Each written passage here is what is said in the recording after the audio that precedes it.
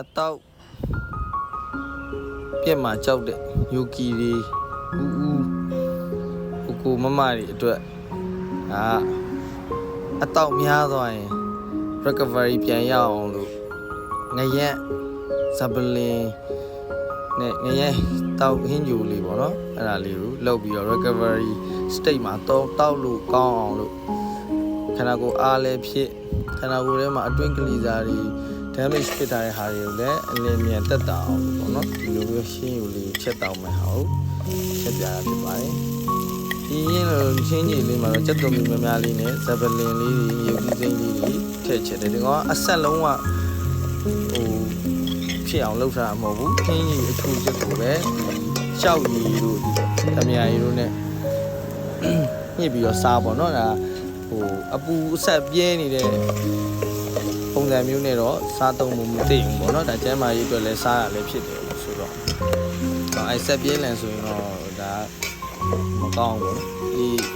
ကဘာ AI ဖြစ်နေတဲ့အချိန်မှာမြန်မာကတော့ဆက်ပြင်းလန် spicy ဖြစ်ကို spicy century ကိုရောက်နေတယ်လို့ပဲအမြဲတမ်းဘလို့ဘာလာ spicy ကြီးပဲလုပ်နေကြတာပေါ့နော်ဒါခန္ဓာကိုယ်ရဲ့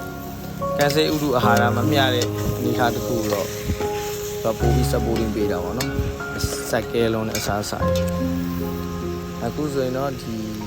၅တောက်ဆန်းတွေကခန္ဓာကိုယ်အတွက်လည်းကောင်းတယ် recovery state ကိုလည်းမြန်မြန်ရောက်စေတယ်တောက်လို့လည်းကောင်းတယ်green ကိုမြင်စီတယ်ပေါ့နော်ဒီဟာလေးကိုလူရှင်းလွယ်ကူတဲ့ချက်ပြုံလေးကအသက်ကိုညံဆောင်ဥစ္စာကန်ဆောင်ဆိုတဲ့မြန်မာတွေရဲ့ပညာရှိတဲ့စကားပုံတွေကအတိုင်းလိုပဲဒီဟင်းရုံမျိုးဒါချက်ပြီးတော့တောက်သုံးလို့ကောင်းကျမကြီးအတွက်ပေါ့တောက်သုံးလို့ကောင်းချက်ပြဖြစ်ပါတယ်ဒီမှာတိုင်းစီပညာဒီစာဆရာတွေနဲ့ဒီစီပညာစာအုပ်စာပေလေးတွေမှာဖော်ပြထားတဲ့ဒီငါနှုံးတူငါတို့ဒီငရဲတို့ခုလို့ဆိုတာခန္ဓာကိုယ်အေးစာအနေနဲ့ပေါ့နော်ခန္ဓာကိုယ်အပူရှော့ချနေတာမျိုးတွေမှာစာအစီးအနေနဲ့ရောစားတောင်နေနဲ့အာဟာရဓာတ်တွေနဲ့ရောသုံးဆွဲလို့ရတယ်ဆိုတော့ဒီမှာစီပညာကျမ်းဒီဖတ်ကြဖွင့်ဘူးတဲ့သူတွေလည်းအတိုင်းလျော်တော့တည်မှာပါအဲ့လိုမျိုး effect ကိုဒါဖြစ်စီတယ်ပေါ့နော်အဲ့ဒီအတွက်ဒီလိုမျိုးဟင်းရည်လေးချက်တောက်ပြီးတော့အစာလည်းစီအစီးလေးအစာပေါ့နော်